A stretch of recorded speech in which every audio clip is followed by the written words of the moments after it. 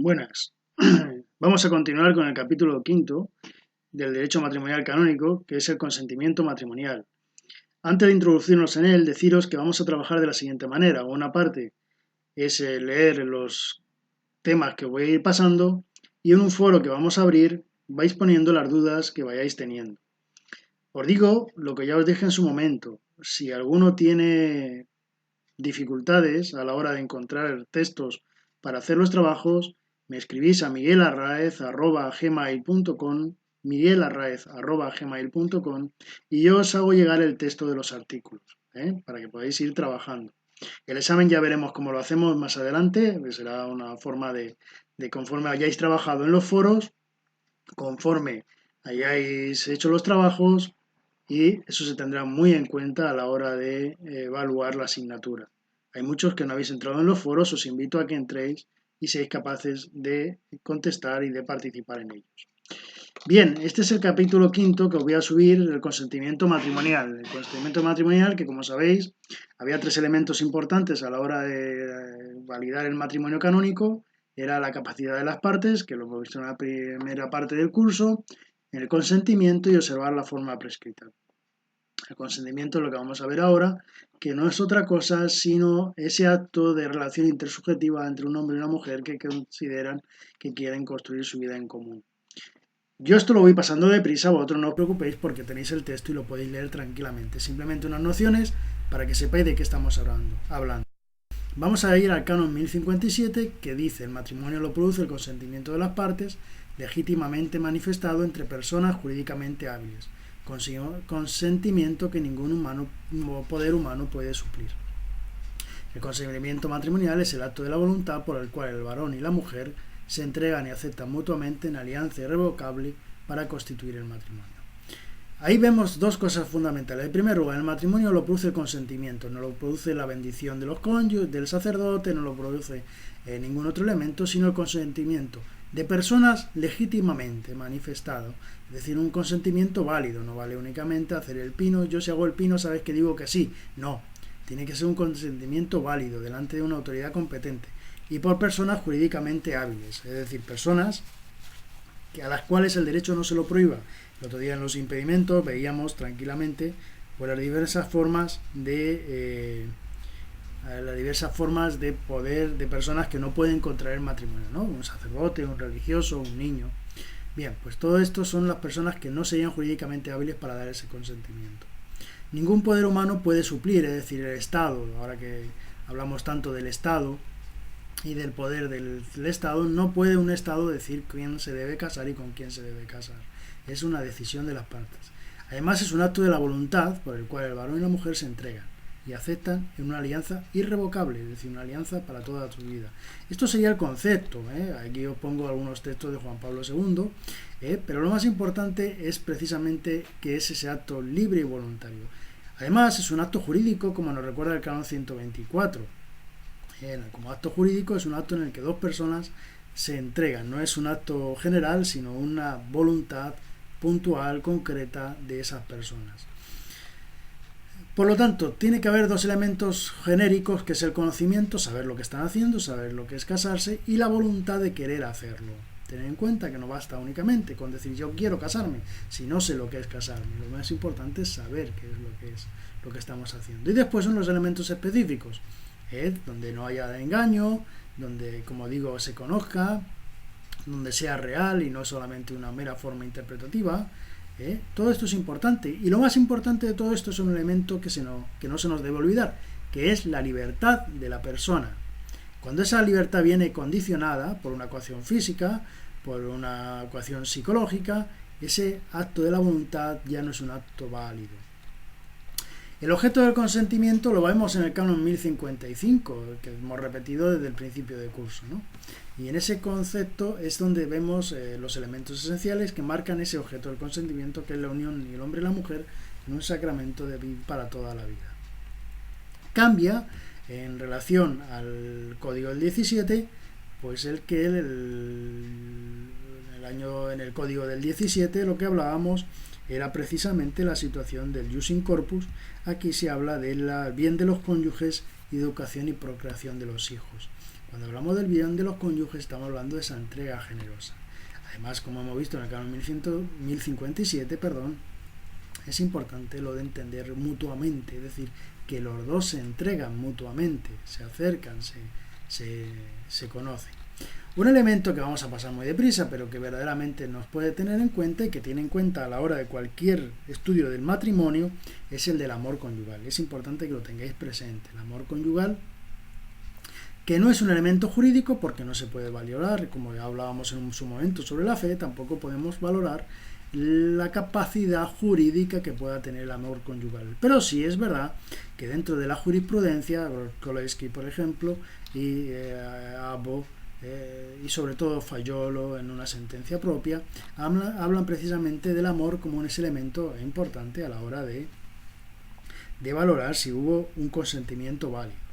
No es la falta de amor, no es lo de Rocío Jurado, se nos rompió el amor. No, el amor no se puede romper. El amor o se está o no se está, pero no se rompe. Por eso el amor no es un elemento jurídico, pero sí que estamos hablando de un elemento que jurídicamente puede tener una repercusión importante. Pasamos nosotros a hablar de un canon que sí va a ser muy importante, que es el canon 1095, la incapacidad para consentir. Para consentir hay que tener capacidad, hay que ser capaces, como hemos visto antes. La capacidad puede perderse en el caso de las enfermedades psíquicas, cuando hay enfermedades que afectan a la persona. Estas enfermedades psíquicas pueden venir determinadas por la capacidad, por la madurez. Podemos a partir de considerar la madurez como el estado de completa y estabilizada diferenciación. Ahora bien, ¿cuál es el problema? Que la madurez, según todos los profesores, dependiendo de cada uno de los profesores, la madurez es diversa, la madurez no está en el mismo grado unos que otros. Como habéis visto, pues el estar aquí significa que el teléfono suena de vez en cuando y al sonar de vez en cuando pues lo oiréis de fondo, y eso está muy bien, porque así sabéis que esto no es una cuestión, que es una cuestión real, como la estamos viviendo. Bien, volvemos a la cuestión de las enfermedades psíquicas que incapacitan a la persona. Como digo, uno de los elementos es la madurez, pero otro de los elementos sí que en el código del 17, sin usar el canon 1095 porque no existía, pero sí que no se nos habla en el código del 17, sí se nos habla de unos de estos elementos, como es la amencia, la demencia, que eran elementos de personas incapaces de llevar adelante la vida, no ya solamente conyugal, sino una vida ni cualquier contrato entre personas. Esto es importante que lo tengamos presente, porque a partir del código del 17 se verá como una realidad el hecho de la necesidad de recurrir a las ciencias psíquicas para valorar la capacidad de la persona. Una de las cuestiones que tenemos que tener en cuenta es esa capacidad psíquica que nos lleva a entender lo que es el matrimonio, que nos lleva a conocer el matrimonio, que nos lleva a querer el matrimonio.